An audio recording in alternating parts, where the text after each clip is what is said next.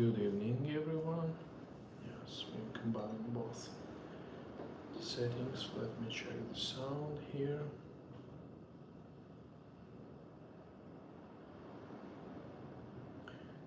One, two, three, four, five. Excellent. All right.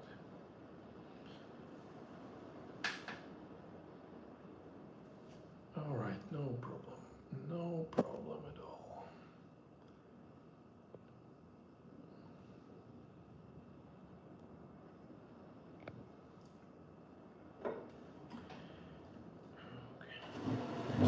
Closer to.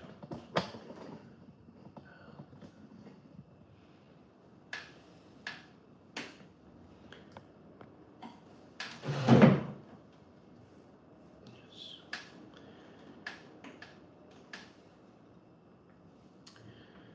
Okay, good evening, everyone. It's Monday, right?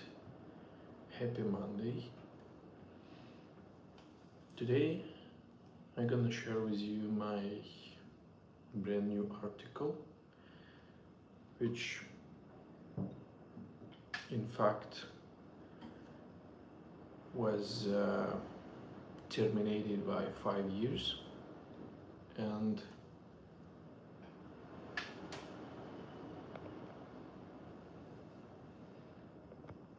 yes, let me set up my okay, good, pretty good.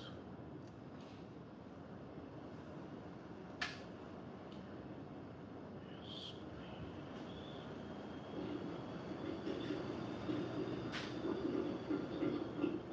Okay.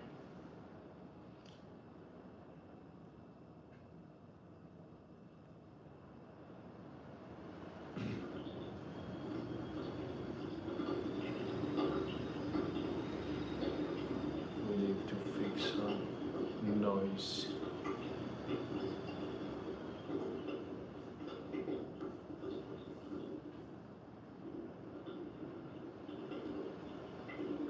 Ah, not live. Just a second.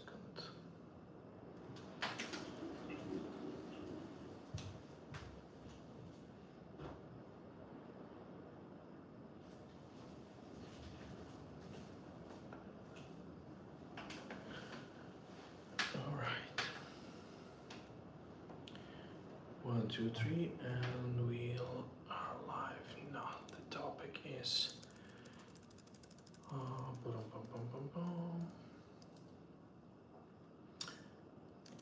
Field notes about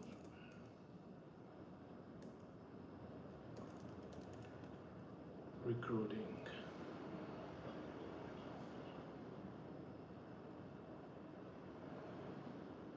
Yes, here we go. We are back live, currently on both platforms, YouTube and TikTok. Today I'm gonna check with you the exact functionality, and yeah, in a few words, everyone, happy Monday. I'm Victor, business analyst, mentor, project and product manager, and today I'm gonna share with you my last article, which you could find on LinkedIn in my profile, and I will share with you my observation about the recruiting and sales. The article named From the Other Side of the Monitor. A few words about how these articles emerged. 5 years ago, I had more than 16 interviews with a short time period, and I combined a bunch of topics I would like to circle back to the recruiters and last week. I just find out my notes, and these notes were expanded, polished, and here we are with my article which called From the Other Side of the Monitor. You could find it on my LinkedIn profile. Field notes, if you have any questions, comments, please feel free, drop a comment, let's chat on this matter. Field notes on recruiting as a sales discipline. Judge of a man by his question rather than his answer. Voltaire. A note on method. What follows is field observation, not a controlled study. The evidence is 5 years of conversations in the tech field. Calls, screens, shadowing, the small friction that decide whether the candidate trusts you. I'm writing these down because the pain points are consistent enough to name, and because the standard advice keeps missing them. There is no shortage of writing about the candidate journey or about what makes a great recruiter. None of that is a discovery anymore. What I want to look at is one level down, the philosophy of the partnership with candidate, with the project, and across the whole supportive chain that the recruitment function actually sits inside. The unfashionable claim underneath all of it. Recruiting lives entirely inside a sales process, not adjacent to sales, not like a sales. It is sales. Once you accept that, a recruiter who also carries sales skills has a very different working life. Higher quality, longer reaching, more strategically calibrated. The craft reorganizes itself around a single unit of work, your alignment with the person you are talking to right now. And here is the first point of my perspective, is to dive deeper into the recruitment, into the hiring process, researching of people, of talent, and so on and so far, as a sales process. I have more than 15 years sales experience across industries, across domains, across B2B, B2C, and other special B2G and other domains. And my perspective from the sales it could be interesting to you, and I'm just sharing with you my thoughts and notes. I'm Victor, business analyst and project manager, product manager, and this is my article which you could find on my LinkedIn profile. And if you have any thoughts and comments regarding the recruitment process from any perspective, please drop the comment in the chat and stay tuned on this matter. Let's grow together. So everything below is an argument for protecting that alignment from the things that quietly destroyed it. Attention is the first thing you spend. You are a point of contact to the candidate. In that moment, you are the company, its representative. So the first risk is one of impressions. The company name may mean nothing to them, or they may land on the wrong page and from a false first picture. Prepare a tight first-hand briefing about the company from you, not pulled from open sources, and a high-level read on the project. If the candidate looks senior, it's obviously just a point of view. What is that seniors? But yeah, what is the mm, mm, mm, mm, mm, mm, mm.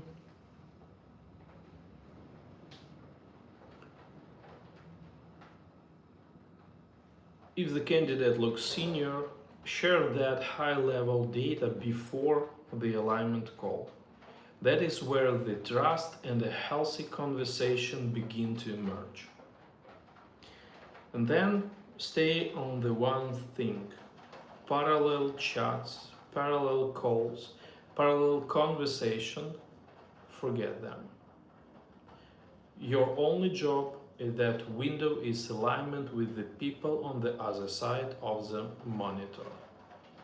Small talk matters here, even the slightly awkward Western kind grafted onto a post-Soviet manner. Don't cut anyone off sharply. Melt the ice first. This is a crucial point, and I would like to highlight the ice breaking first few minutes landing into the chat. It's required for both parts. Uh, when you dive deeper into the 1 hour interview with some candidate, you should be aware and handle the ice breaking 100% because of the fundamental baseline which will support your dialogue, your chatting next hour with talent identification, just not a formal talk. So yeah, melt the ice first. The notebook is a psychological instrument, not a stationary preference. The first light touch with a candidate is often just a form filling itself into recruitment software, and yes, it is useful to work the data in parallel. But tapping into the CRM while you are taking reads as vague, unclear communication. It is not required, it is costs you the room. Keep a paper notebook for momentum notes instead. This does two things at once. It lets the candidate feel the quality of the alignment. Your eyes are on them, not on the form. And it changes what your own mind does with the conversation. Typing into structured fields is transcription. You capture what fits the box in the moment it is said. Writing by hand is too slow for that, and the slowness is the point. You cannot record everything, so you record what matters, which means you are deciding what matters while the person is still talking. That act of a selection is the analysis. The notebook isn't strong the picture. Making the note is what assembles it. A form can only ever hold the picture you already had. Good notes are also what let you circle back later a quality outcome. One you build together. This is a good point to work with not only during the interview chat, across across all tasks, even in the digital teams. You could utilize your paper notebook to write things down and connecting your brain through your pencil, through your arm, by the momentum connected. So feel free to use your notebooks and papers to break things down. And yeah, it's good way to demonstrate your alignment and clear clarification to both sides. Okay. Underneath the notebook sits the real skill, active listening and the tone of voice that ground the conversation. Get those right, and your side of the exchange becomes predictable, which is exactly what makes the other side relax. Timing is a form of respect. Hold the timing, watch the clock, manage the conversation rather than letting it manage you. When you have an agreement to talk, send the invite immediately, in a close time window, so neither you nor the candidate gets lost in the operational rhythm. Then connect 5 minutes early rather than arriving a few minutes late. Then connect 5 minutes early. Alright. And don't stack one-on-ones back to back. Leave brief placeholders in the calendar between them. The good point to handle your calendar with some interviews not close to each one's.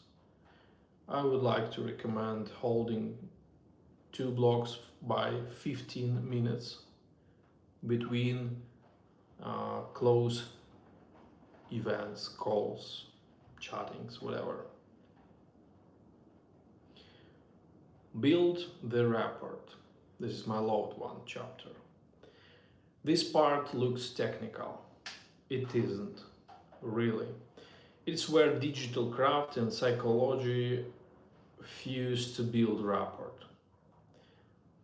Light, even uninterrupted.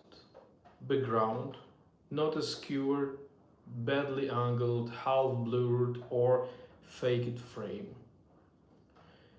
Camera at eye line, roughly 45 centimeters from your face. Camera and sound. Picture and audio quality both matter. Headphones optional. Ask how well they can hear you. Then watch for the answer. That is how you test the strength of the communication channel. And of course, this is a clear technical stuff checking. So in a few words, you could check your lights, your background, and your camera preferences, including sound, including distance, and so on and so far. It's not only for recruiters, but currently we're focusing on the sales process inside the recruiting and inside the dialogue with candidate, and so on and so far. So prefer to be on camera, especially for the first call, and confirm in advance what is comfortable for them. Keep a backup channel ready. It fails at the least convenient moment. So some time ago, I had a call with a recruiter who spent it tidying her kitchen with the noise too much. It did not read as someone focused on the topic. The setup is never only setup. Working with person, register. Every language has its version of the formality question. How close, how direct, how personal? The answer is never a rule, it is a read. Match the register to the person in front of you and to what the conversation actually needs, not to what professional protocol assumes. The habit of defaulting to formal when uncertain is understandable.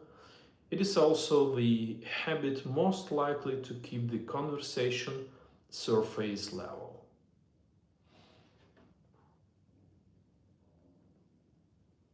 All right. Good evening, everyone. Happy Monday. I'm Victor, business analyst and product owner. Currently, sharing with you my brand new article, which focusing on the from the candidate perspective, focusing on the recruitment as a sales process activities. So stay tuned if you have any questions or your background fit with recruitment or sales. Let's combine both parts together and discover something new. You could find this article on my LinkedIn profile in page with articles or DM me personally. I will support you in this matter. All right. So yeah, the candidate artifact. What a candidate brings to the table is no longer a single document. In 2026 and beyond, the picture arrives in pieces. A traditional CV, yes, but also a video instruction, a video introduction, a LinkedIn article bench that shows how they think in public, a portfolio, a GitHub page, whatever, a body of work visible before the first call is ever scheduled. Each of these is a different signal. The CV tells you what someone has done. The articles tell you how they process. The video tells you how they show up. A recruiter who only reads the CV today, obviously, is working with one channel of a multi-channel transmission. That said, whatever from the artifact takes, the discipline of working it actively stays the same. Print the CV or open in a second monitor and mark it as you go. It pushes the information through your brain so you analyze it in real time instead of after. The great experience and practice when you talk with someone you meet, even it's a friend coffee talk with your colleagues, with friends, use paper notebook to make notes and let's see how it goes. Even 1 week, you will grow up.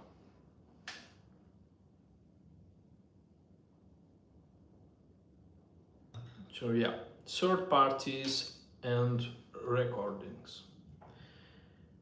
If someone else will be on the call, say so in advance and clarify whether they'll be remote or in the room on a single screen. On recording, usually better to mention it, it buys a credit of trust. And to explain why you are doing it. Be honest with yourself about the asymmetry though. Do you mind if I record? Asked by the person who holds the outcome is not a free question. And a yes given under hiring pressure is not quite a yes. That is a reason to ask earlier, explain fully, and default to not recording when in doubt. Not a reason to treat the consent as settled. It depends heavily on the role and on how prepared the person is. Not every call should be recorded. Questions you can't answer. Be ready to hear one.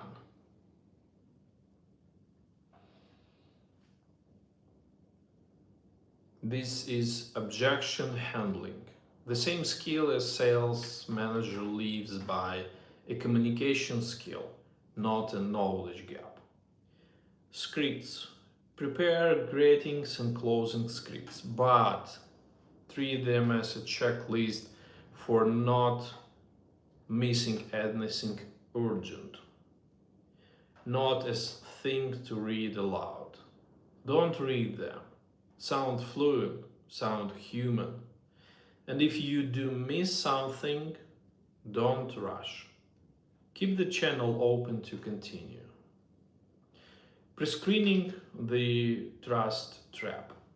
The single most reliable way to fail at building trust is to copy-paste a list of more than 3 privacy-heavy questions to someone you don't yet know.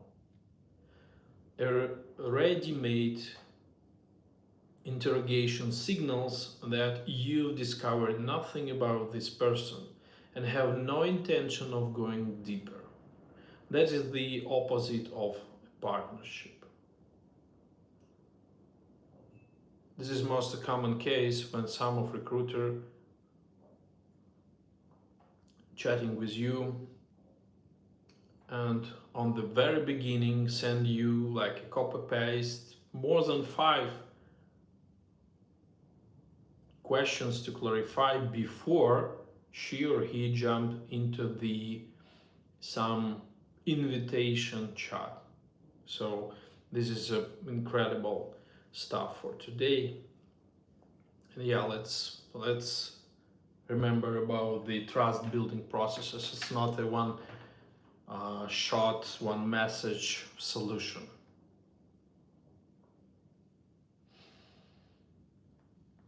So yeah, be recognizable, digital hygiene and etiquette. Use one main avatar everywhere a candidate touches you. Messenger, LinkedIn, email, Zoom, whatever. A single, consistent photo or image.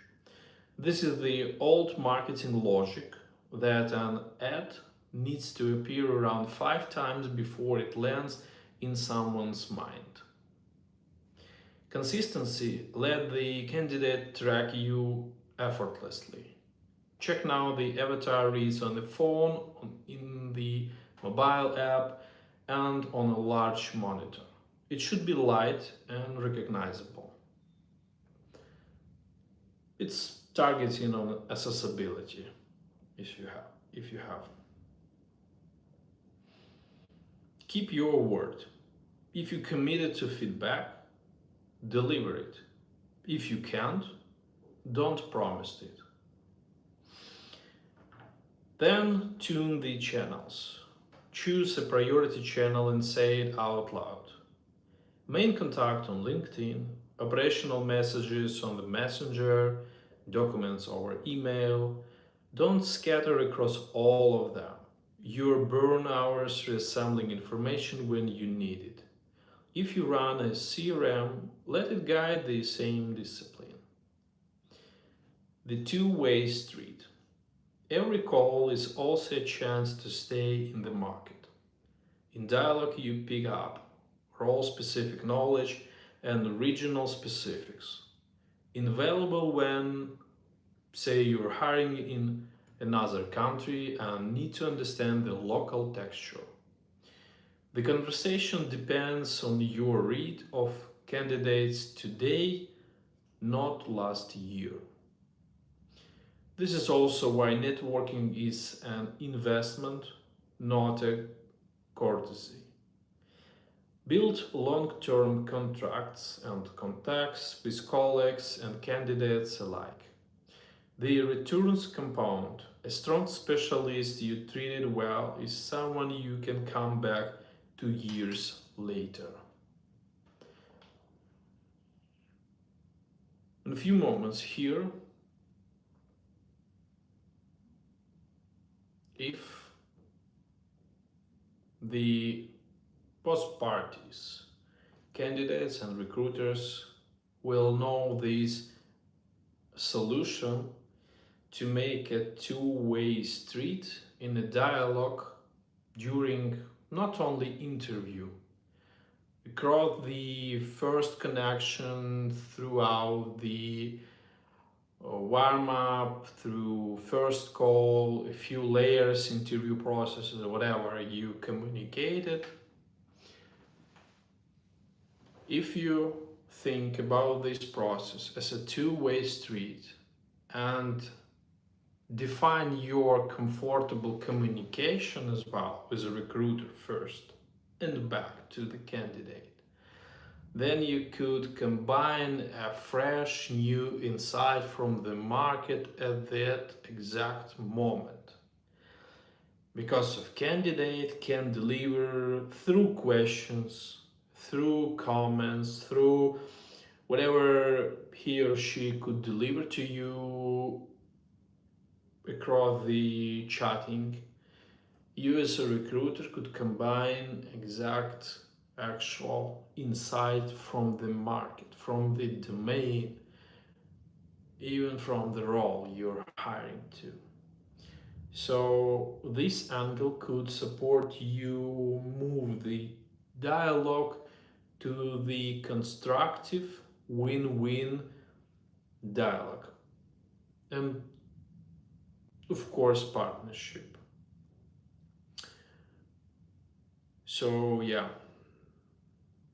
this is also why networking is an investment, not a car story. Build long-term contacts with colleagues and candidates alike. The returns compound. A strong specialist you treated well is someone you can come back to years later. What you are actually selling. In a few words, I'm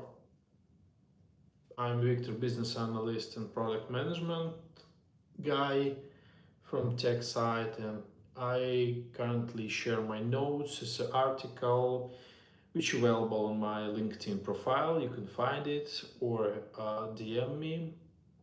I'll support you in this matter. And articles created on the crossroad with sales and recruitment expertise, and provided my thoughts and note from the both parts. I have both experience, and feel free to chat. You have any questions or comments or stories maybe on this matter. It would be nice to combine sales and recruitment in a nutshell to discover some brand new solutions, I guess, in 2026 to make it real, the more professional recruitment processes as well. So yeah, this is like evening grows chat. Welcome everyone. What are you actually selling? If recruiting is sales, and objections arrive immediately, and it is the right one. Sales optimizes for the close, and the close is not always the same things as the fit. A recruiter under conversation and under conversion pressure can align a candidate beautifully into the wrong seat. So it is wrong being precise about what a good salesperson is selling here, not the offer, the fit. The line between alignment and manipulation is not tone, and it is not technique, it is direction. Creating the condition for a candidate to see a role clearly and choose well for themselves is skilled leadership, even when the honest answer turns out to be no. Creating those same conditions to move them into a seat that serves you number at their expense is extraction wearing the same good manner. The candidate usually can tell the two apart in the moment. They can always tell across time, which is the whole reason the network compounds or decays. Honest alignment that ends in "this isn't right for you" is what makes a strong specialist take your call 2 years later. The close you forces is what sends it to the voicemail. The 5 whys. Lean taught us to ask why, 5 times before we trust that we have found the real goal. Recruiting rewards the same passions and it has to run on both sides on the table. The candidate's state's reason for moving, money, title, difficult manager, and so on, is rarely the real one. The role's stated requirement is rarely the real need either. Most failed placements I have watched were not skill mismatches. They were a real need on one side quietly paired with a different real need on the other. Neither spoken, both buried under the version everyone agreed to say out loud. Separate the need from the goal on both sides, pursue it systematically, and the results tend to beat whatever expectation you set going in. If recruiting really is a sales process end to end, then what is being sold and to whom? The role to the candidate to the project, or trust to both in both directions, with you as the only person in the chain positioned to see both sides at once. I think the honest answer reorders the job is if the thing being sold in trust, then the recruiter is not a filler the candidate passes through one the way to the hiring manager. The recruiter is the one relationship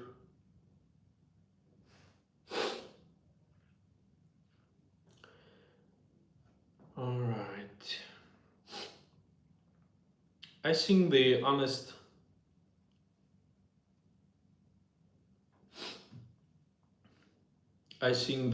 answer regarding the job. If the thing's being sold in trust, then the recruiter is not a filler the candidate passes through on the way to the hiring manager. The recruiter is the one relationship in the process built to outlast the outcome. The person, a strong specialist, still trusts after the no and calls first after the next one.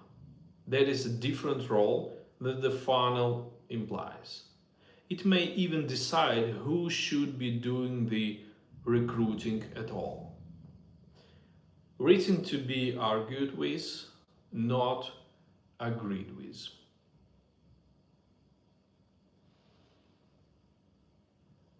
All right.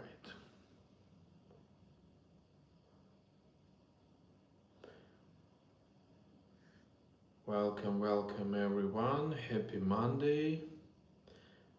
Just small recap to you guys. This was my brand new article with my observation from both side as a candidate, as a hiring manager, let's call it this role. And you could find the whole article on my LinkedIn profile or DM me directly. I will support you on this matter. Thanks for being here. This is a casual evening reading, I guess, and learning path. And yeah, see you next time to read something new. Cheers. Thank you.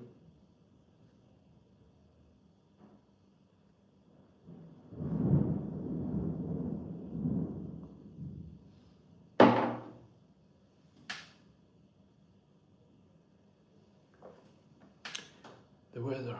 Good job. Thanks, Max. Thanks.